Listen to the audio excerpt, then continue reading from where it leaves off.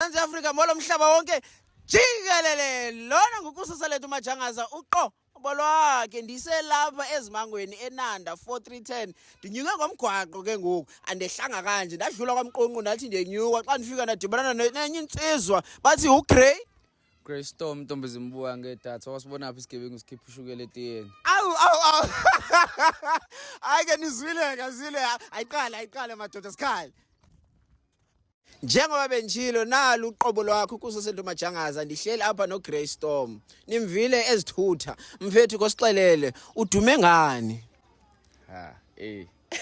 Yabona, I cannot say so I am that famous, but locally, yeah, I'm known for my music, mixing and mastering, blending kind of different genres, right? Yeah. So yeah, ngitabuka khona la eNanda nami. I'm a producer, sound engineer.